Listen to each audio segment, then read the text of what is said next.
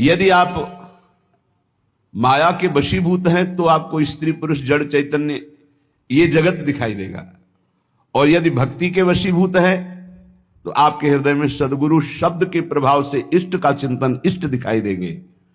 माया जीवे बस करे, अगर स्त्री पुरुष जड़ चैतन्य दिखाई देता है तो अभी माया का प्रभाव है, भक्ति का भी रंग नहीं चढ़ा। माया जीवे बस करे, भक्ति करे बस ईश, भेद बतावे भागवत गावे सप्तातीश। गावे सप्तातीश सुने समझे नहीं प्राणी, झगड़ करे मत बाद बाद ही आयु बिहानी। सुत बित बनिता सदन कियो निश्चय निज काया, त्यों क्यों पावे पार परे भगवत की माया। भगवत ऋषि जी महाराज कह रहे हैं, जब जीव माया के अधीन होता है तो उसको स्त्री प्राण प्रिय, पुत्र प्राण प्रिय, शरीर प्राण प्रिय, मकान प्राण प्रिय, रुपया प्राण प्रिय, ऐसे माया के वशीभूत हुए जीवों को साक्षात सामने भगवत स्वरूप विराजमान पर भी वहां दृष्टि नहीं पड़ती, केवल शरीर पर दृष्टि रहती है, शरीर आसक्त रहता है, बाह्य दृष्टि रहती है, इसलिए वो प्रभु को नहीं देख पाता है। सारी आयु पूरे के पूरे श्वासें जो अमूल्य हैं इन्हीं के बीच में नष्ट कर देता। मेरी पत्नी, मेरा पुत्र, मेरा शरीर, मेरा मित्र, मेरा भाई, मेरा मकान, मेरी संपत्ति, अब ये कर लिया, ये कर लूंगा, अब ये पा लिया, ये पा लूंगा, ये माया। भक्ति करे बस ईश, जब भक्ति का रंग जागृत होगा तो भगवान अधीन हो जाएंगे, उसके अंदर समस्त भागवत गुण आ जाएंगे जो श्रीमद् भागवत में वर्णन किए गए हैं। श्रीमद् भागवत में जो धर्म का स्वरूप 37 लक्षण बताए गए हैं वो उसमें जागृत हो जाते हैं। ये नए नए झगड़े करके, नए नए वाद विवाद करके भक्ति संबंध में भी जो एक दूसरे से द्वेष करते रहते हैं, घृणा करते रहते हैं, ये बेचारे हैं, जानते नहीं हैं एक ही परमात्मा स्वरूप है। जब भक्ति का रंग आता है तो जड़ चेतन जग जीव जत सकल राम मैं जानी, बंदों सबके पद कमल सदा जोरी जुग पानी। इसीलिए बड़े कृपा पात्र हैं जो सुलझा हुआ सत्संग प्राप्त हो जाए, नहीं तो भक्ति भी उलझा देती। अगर शुद्ध भक्ति का बोध नहीं है तो उन वचनों में ऐसी मायाकृत आसक्ति होती कि सामने वाला उलझ जाता है, वो समझ नहीं पाता कि सत्य का मार्ग क्या है। जब सत्य का मार्ग नहीं समझ पाता है तो अपराध बन जाते हैं, अपराध बन जाते हैं तो माया वैसे ही फिर अपना प्रभाव दिखाती रही, कुछ लाभ नहीं मिलता। जीव के हृदय में जब भक्ति का रंग चढ़ेगा तो वासना फीकी लगेगी, संसार में सब कोई अपना प्रभु ऐसा भाव आने लगेगा, तो जानना हमारी शुद्ध भक्ति आ रही। वैष्णव जन को देखने से तो ज्यादा हमारा भाव बढ़ना चाहिए। सातों सब मुहिमें जग देखा पर मोते अधिक संत कर लेखा। पर बड़ा विचित्र है, हम देखते हैं कि मन की वृत्ति को ऐसा फांस दिया जाता है कि वो कमजोर उपासक जिसको शुद्ध ज्ञान नहीं है वो शुद्ध भक्ति की तरफ बढ़ ही नहीं पाता, वैर विरोध कर लेता है।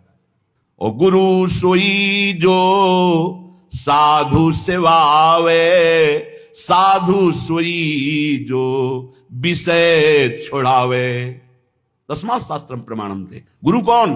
जो साफ संतों में भगवत बुद्धि कर दे। संत कौन? जो संसार के विषय राग को मिटाकर भगवान का अनुराग प्रकट कर दे। ये माया में फंसे हुए जीव ऐसे माया के लड्डू खा रहे हैं कि पूछो मत, और पेट कभी भरेगा नहीं क्योंकि माया के लड्डू हैं। खावे नहीं पछताए सो, भूत के लड्डू कैसे? खावे नहीं पछताए सो, और खावे सो पछताए, ये जग लाडू भूत के दुहु भांति दुख पाए। जब वैराग्य मार्ग में चला जाता है ना, और जब कोई अपने परिवार के सहित उतरता है ना, वो कई दिन भिक्षा नहीं मिली, ठोकरे खाया हुआ, प्रकृति का कष्ट सहता हुआ जब उधर देखता है कि हंसते खेलते हुए बात करते, तो उनको लगता है क्या जिंदगी सुखमयी है, भूत के लड्डू। और वो इतनी समस्याओं में अंतर से जल रहे हैं, इतनी वासनाएं उनकी बढ़ी हुई हैं, वो भी पछता रहे हैं। कितने ऐसे सत्संगी कहते अगर पहले सत्संग मिल गया होता ना हम संसार में ही नहीं फंसते, निकल जाते। जो संसार से निकाले जा रहे हैं वो उधर देख रहे हैं, छुप के देख रहे हैं। भूत के लड्डू बहुत विचित्र।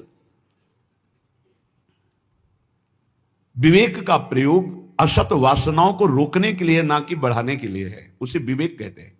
बुद्धिमान बहुत लोग हैं लेकिन अपने को नष्ट कर रहे हैं बुद्धिमान बन करके। खावे नहीं पछताए सो, खावे सो पछताए, यह जग लाडू भूत के, दुहु भांति दुखदाय, दुहु भांति दुखदाई, खाज जो नखन खुजावत। भोग सुख कितना है? बोले जैसे नई दाद हुई हो। प्रहलाद जी ने भी वर्णन किया है भगवान नरसिंह जी की स्तुति में।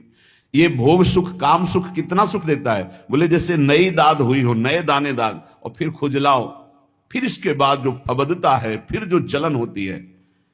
दुहु भांति दुखदाई, खाज ज्यो नखन खुजावत, ये रोग भोगते होए शिष्ण रस नाहित धावत। श्री भगवत उरधारी, भक्त करे मन को दावे, गुरु आज्ञा अनुकूल रहे तो न वेदन पावे। बहुत दिव्य महापुरुष भगवत रसिक जी। भगवत रसिक जी कहते हैं भोग क्या है? बोले भूत के लड्डू। जो खा रहे हैं वो पछता रहे, जो नहीं खा रहे वो पछता रहे। ये जो भोग रहे हैं उनके हृदय से पूछो, रात दिन उसी के चिंतन में जल रहे हैं, श्वासें नष्ट कर रहे हैं, आज तक तृप्ति नहीं, अब ये भोग लूं, इसको भोग लूं, उसको। भगवान बचावे ऐसा नाशवान खेल, ऐसा घृणित खेल, ऐसा धिक्कार युक्त खेल कि दिव्य परमानंद से विमुख कर देता है। जीव को सोच ही नहीं रह जाती कि मुझे भगवत प्राप्ति करनी है। अंत में कोई सत्य वस्तु तो हाथ नहीं लगी तो पछताना ही रहता है। जो नहीं भोगता है वो जब भोगी पुरुषों को देखता है तो लगता है बड़ा सुख है इनके। भगवान आजकल तो और ही कृपा किए हुए हैं, बहुत ही कृपा किए हुए हैं। पहले तो मर्यादा से उठना बैठना चलना होता था, अब तो चलना भी ऐसे हो रहा है कि वस्त्र आदि का धारण करने का जो पूर्व पद्धति, उन पद्धतियों का त्याग, चलने की मर्यादा का त्याग, व्यवहार बड़ा ही अपवित्र और अशुद्ध, और जेब में मोबाइल तो वो अशुद्ध दर्शन, अशुद्ध श्रवण, मनमानी चित्तवृत्ति भाग रही संसार की तरफ।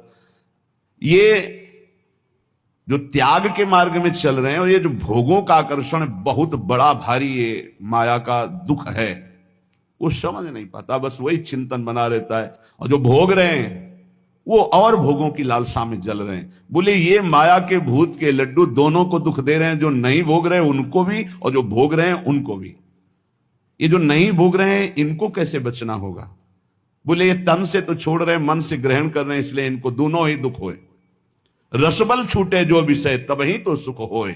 राधा राधा राधा राधा नाम सुधा रसम, ये रसबल है। जब नाम जप करोगे तो घृणा हो जाएगी। कौन सा ऐसा स्थान है जो भगवान के नाम रूप लीला धाम से भी अधिक महत्वशाली है? अरे वमन हो जाए ऐसे घृणित अंग हैं, उल्टी हो जाए ऐसे घृणित अंग, बदबूदार अंग, मलमूत्र के भांड इस शरीर को प्रिय, इस शरीर को प्रिय, इसमें सुख। भगवान बुद्धि शुद्ध करे, कृपा करें। नहीं चाहे जितना प्रवचन कर लो, चाहे जितना प्रवचन सुन लो, अगर भजन नहीं है ना तो स्थिति वही होगी। जिनकी आप निंदा कर रहे हो उन्हीं में नाक रगड़ोगे।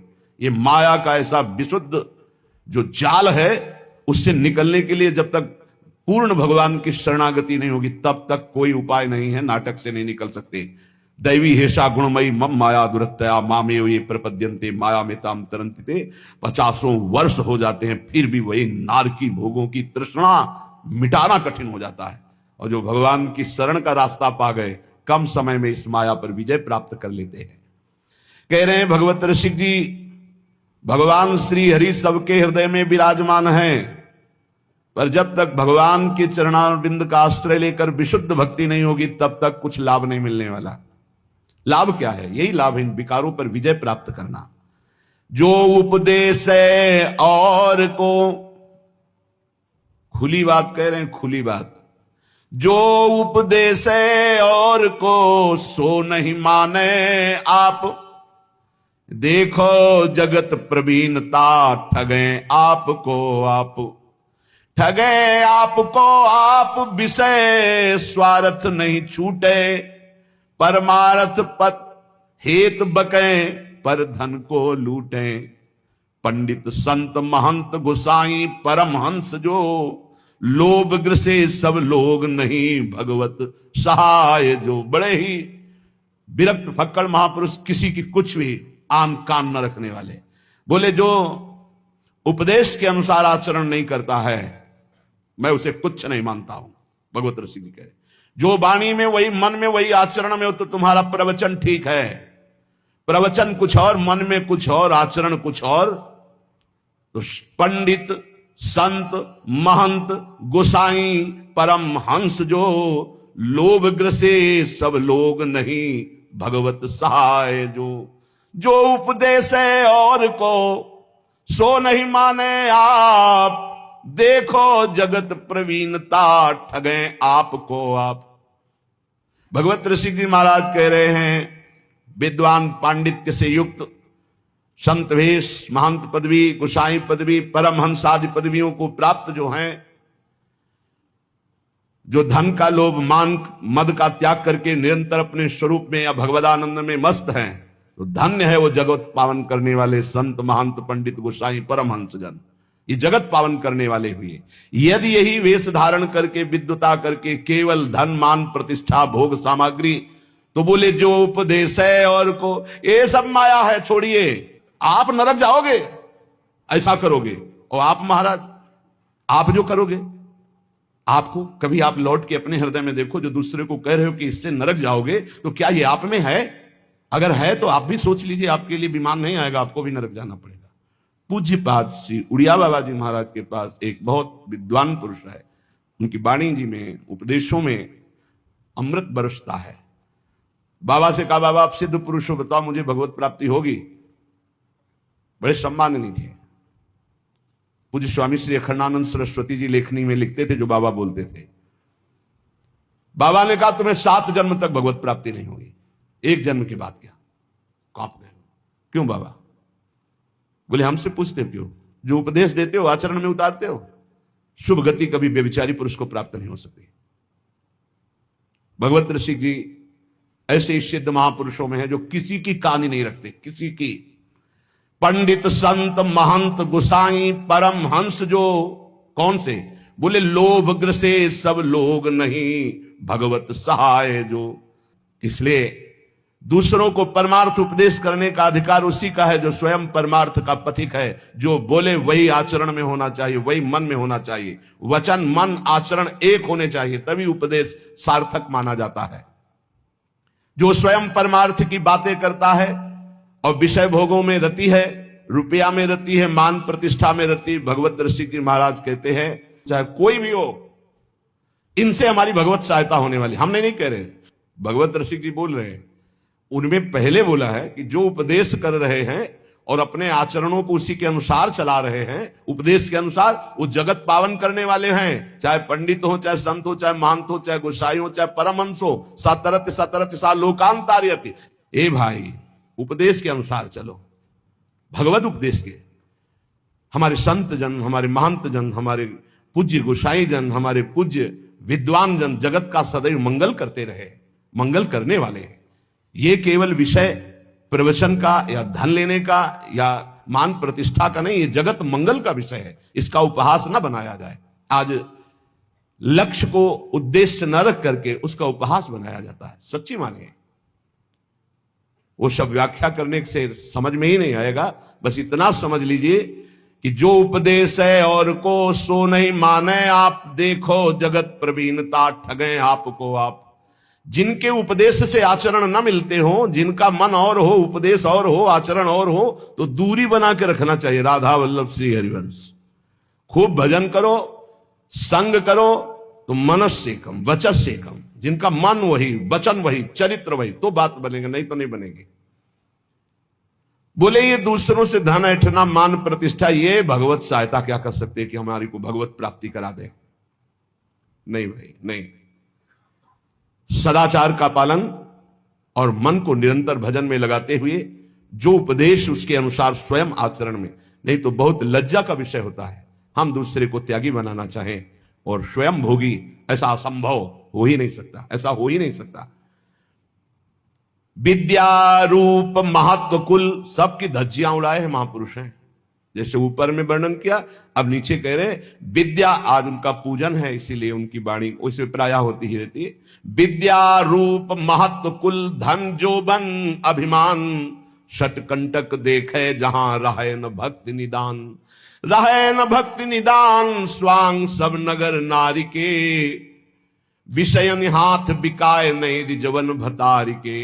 जग बंचन के हेत सबे गुण सीखे जिद्या, भगवत भक्ति बिहाय कहा कीनो पड़ी विद्या।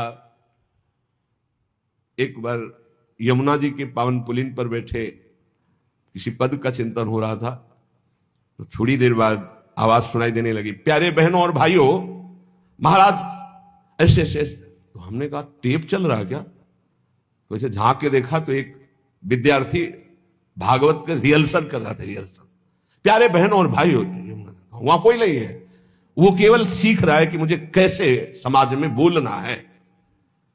ये भगवत शास्त्र सीखने वाली चीजें नहीं। आप त्रिकाल संध्या कीजिए, खूब नाम जप कीजिए और भागवत का शुद्ध श्लोकों का गायन कीजिए, अपने आप भगवान सुखदेव जी आपके हृदय में बैठ करके भागवत का रहस्य विस्तारित करने लगे। अगर हमारा लक्ष्य बना धन, हमारा लक्ष्य बना कि समाज जोड़ करके वासनाओं की पूर्ति, तो इन शास्त्रों का रहस्य हम नहीं जान पाएंगे, नहीं जान पाएंगे। सच्ची मानिए, अपने किसी शिष्य को भागवत की शिक्षा नहीं दी भगवान व्यासदेव जी ने, रचना करके तब तक गुप्त रखा कि इसका अधिकारी चाहिए। जब देखा कि हमें भी आसक्त नहीं है मेरा पुत्र, तो बोले यही है अधिकारी श्रीमद् भागवत का।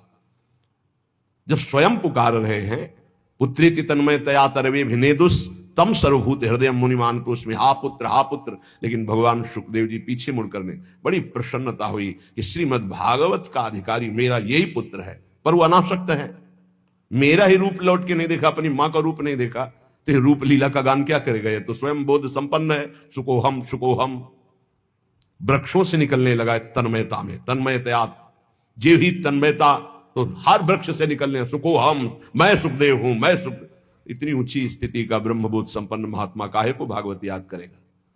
एक श्लोक रूप माधुरी का कान में पड़ा, बरहा पीडम नटवर बपू, आसक्त हो गए श्री सुखदेव जी। ऐसे श्री कृष्णचंद्र जी की रूप माधुरी गान करके, और पक्का श्रीमद् भागवत में इतनी सामर्थ्य है, हृदय से कह रहा हूं कि सांगो पांग पद्धति से एक बार सप्ताह की श्लोक कान में पड़ जाए 18,000, तो महापापी भी परम पद का अधिकारी हो जाएगा। इसका प्रमाण धुंधकारी स्वयं उसी में है कि धुंधकारी 7 दिन बिना कुछ खाए पिए 18,000 श्लोक श्रवण करता है, मनन करता है, तो विमान आता है और बैठ करके चला जाता है, और कोई साधन नहीं, केवल 7 दिन भागवत सुनने मात्र से भगवत प्राप्ति। तो ये नहीं कि सब भागवत केवल धन के लिए ही करते हैं या मान प्रति, नहीं। भूरिदा जना भगवत यश गान करने वाले जगत बंदनी होते हैं, जो रामकृष्ण हरि की चर्चा करके जगत को निष्पाप करते हैं। संत जन मुद मंगल में संत समाजू, जो जग जंगम तीर्थ राजू। ये चलते फिरते तीर्थ हैं, तीर्थराज प्रयाग हैं, तीर्थी कुर्वंत तीर्थान, ये जहां चरण रख दे वहां तीर्थ बन जाए। लेकिन ये उनके लिए है जो भगवत चिंतन में निरंतर डूबे हुए, एकमात्र जगत मंगल के लिए उनका वचन निकलता है, उनके चरण चलते हैं जगत मंगल के लिए। यहां जो निषेध किया जा रहा है उनको, जो नाटकबाजी के लिए भेष धारण करते हैं, पाखंड करते हैं, रुपया पैसा के लिए केवल दंभ करते हैं, उनके लिए उनकी खिंचाई कर रहे हैं भगवत ऋषि की। कोई भी हो, जो महापुरुष संत जन होते हैं उनको किसी की परवाह नहीं होती। सत्य का वर्णन और सत्य का श्रवण वही कर सकता है जो सत्य में चल सकता है, अन्यथा नहीं। कह रहे हैं विद्या का, रूप का, बड़प्पन का, कुल का, धन का, यौवन का अभिमान जिसके अंदर है, ये बड़े बड़े कांटे हैं। बड़ी सुकोमल भक्ति महारानी उसके हृदय में कदम नहीं रखती। एक भी कोई अहंकार हो तो भक्ति नहीं रखती, फिर 6 अहंकार हो तो भक्ति कहां से जागृत हो जाएगी? विद्या का मैं विद्वान हूं, भक्ति नहीं आएगी। मैं बड़ा रूपवान हूं, भक्ति नहीं आएगी। बड़ा धनवान, यौवन, बड़ा जवान, बलवान, सटकंटक देखे जहां रहे न भक्ति निदान, भक्ति महारानी वहां आ ही नहीं सकती। विद्या आदि पर अहंकार करने वाले व्यक्ति का सारा खेल केवल नट का खेल होता है। जैसे नट प्रदर्शन करके लोगों को रिझाता है, ऐसे ही जैसे नगर नारी कहते हैं वैश्या को, जैसे वैश्या पूरा श्रृंगार करती है सब, तो अपने पति को रिझाने के नहीं, लोगों को फंसाने के लिए। ऐसे ही विषयी मनुष्यों को रिझाकर उनके हाथ से धन आदि लाभ आदि की आकांक्षा रखने वाले ये भरतार श्री हरि को रिझाने के लिए नहीं करते, ये विषयी पुरुषों को रिझाने के लिए। भगवत रसिक जी कहते हैं ऐसों को कभी श्री हरि की भक्ति प्राप्त नहीं हो सकती। इन सब का अहंकार त्याग करके जो भगवान की शरण में होकर के जगत मंगल के लिए नाम गुण लीला रूप का गायन करता है, वो महान विशुद्ध भक्त होता है। सदगुरु शब्द सुस्वाति जल सीप शिष्य ही होए, सकुच मीन टक्कर लगे तब वह मुक्ता होए। बोले सच्चे सदगुरु का शब्द जो है वो मंत्र के समान काम करता है। एक भी शब्द कान में पड़ गया तो परिवर्तन होगा ही होगा। जैसे स्वाति का वर्षा का बूंद चातक पीता है ना तो जीवन बन जाता है, और जब सीप में पड़ता है ना तो वही बूंद मोती बन जाता है, और जब केला में पड़ता है ना तो वही कपूर बन जाता है, और जब सांप के मुख में पड़ता है तो भयंकर विष बन जाता है, वही उसकी विष की वृद्धि करता है। सदगुरु के शब्द तो एक ही हैं पर अधिकारानुसार अलग अलग। अब जब ऐसे लोगों के कान में शब्द पड़ेंगे तो विष की तरह लगेंगे। अपने को बहुत बड़ा समझता है, दूसरों को ऐसे ऐसे। और अगर दैन्य भाव से तो जो कुछ कमियां सब निकाल करके हम अपने को भगवत मार्ग का सच्चा पथिक बनाएं, इसलिए इन संतों का उपदेश है। इसलिए कह रहे एक ही बूंद है, वही सीपी में पड़ा तो मोती बन गया, केले पे पड़ा तो कपूर बन गया, चातक की चोंच में आ गया तो जीवन बन गया उसका, क्योंकि वो उसी से अपनी प्यास बुझाता है। सांप के मुंह में चला गया तो विष बन गया। सदगुरु शब्द सुस्वात जल सीप शिष्य ही होए, सकुच मीन टक्कर लगे तब वह मुक्ता होए। तब वह मुक्ता होए सजाती संगति जैसे, ना तरु तोए को तोए होए नहीं मुक्ता ऐसे। भगवत रसिक अनन्य बधु नव गर्भ धरे उर, सदा सहायक सास स्वामिया जानो सतगुरु। सच्चे सदगुरु का जब शब्द निकलता है तो मंत्र की तरह काम करता है, बाण की तरह, अमोघ बाण बेध देता है, अंदर की कच्चाई को भस्म करके सच्चा बना देता है। अगर शिष्य के हृदय रूपी सीपी में वो शब्द टिक जाए और वो सकुचा करके अपने सारे दोषों को अंदर जो देख रहा है, धिक्कार है हमारे अंदर ऐसे दोष हैं, इनको मैं त्यागूंगा, गुरु चरणों के बल से मैं निर्विकार बनूंगा। बोले जे भी उसके हृदय में वैसी बात तो मानो सकची रूपी मीन का टक्कर लगा तो वो दिव्य मोती बन गया। मोती दिव्य तेजो में प्रियालाल के भाव को प्राप्त हो गया। भाव रूपी मोती भावोत्सवेन भजतामरस कामधेनु। अगर सजाती साधु संग ना मिले, गुरुदेव की बात पर पूरी श्रद्धा ना हो पावे तो वो शब्द शब्द मात्र रह जाता है, अलग प्रभाव दे देता है। गए थे सत्संग में, सबको ललकार रहे थे, सबको ललकार। ये गया सांप के मुंह में, सांप के मुंह में विष बन गया और वो विष उगल रहा है। अरे अपने को तो महापुरुष समझते हैं, दूसरे को घासपूस समझते हैं। हमने सुना था प्रवचन में, कुछ रहे और वो बूंद गया। महापुरुषों के वचन है, वही वचन श्रद्धालु के हृदय में गए तो भाव रूपी मोती बन गए। वही वचन अश्रद्धालु, ऐसा नहीं, भगवान सब पर कृपा करते। कभी कभी अश्रद्धालुओं को भी सत्संग मिलता है। खलौ करें भली पाई सुसंगु और मिटे न मलिन स्वभाव भंगु। चाहे जितना अमृत पियाओ, सांप के मुंह में जाके विषय बनेगा, वो और कुछ नहीं बनेगा। वो सत्संग में बैठे केवल ये सुनते हैं कि कौन सा पॉइंट मिले जिसका हम निगेटिव भाव प्रस्तुत कर सके, वो कौन सा पॉइंट मिले जिससे मेरा जीवन सुधर कर भगवान में लगे। ऐसे भाव वाले नहीं होते। खलौ करें भली पाई सुसंगु मिटे न मलिन स्वभाव भंगु। भगवत रसिक जी कहते हैं जब कोई अपने गुरुदेव का अनन्य होता है, बधू जैसा, जैसे बहू नहीं होती, बस पहले के भाव थे, मेरा पति मेरे लिए भगवान है और जिस घर में मैं आई मेरे भगवान का मंदिर है, अब इस डेहरी पे ही मेरे प्राण समर्पित है। ये पहले की बधुओं का दृढ़ नियम। बोले ऐसे ही मेरे गुरुदेव मेरे सर्वस्व है, बस ये डेहरी जो इनके चरणारविंद की रेखा से युक्त है, यही मेरे लिए परम धाम है। इनके उपदेश ही सब शास्त्रों का सार है। बस जो पकड़ लिया तो निपट गए, माया से निपट गए। बोले जो ये रसिक अनन्य गुरुदेव के हो जाते हैं, बधू हृदय वाले होते हैं। इनके हृदय में अपने आप गुरुदेव की जो विशुद्ध भाव भरी भक्ति है उसका ट्रांसफर हो जाता है। वो अपने आप वहां आधान हो जाता है। सच्चे गुरु का शब्द जाकर उसके हृदय में प्रेम रूपी भाव रूपी गर्भ प्रकाशित कर देता है। यही हृदय में भगवान प्रकाशित हो जाते हैं।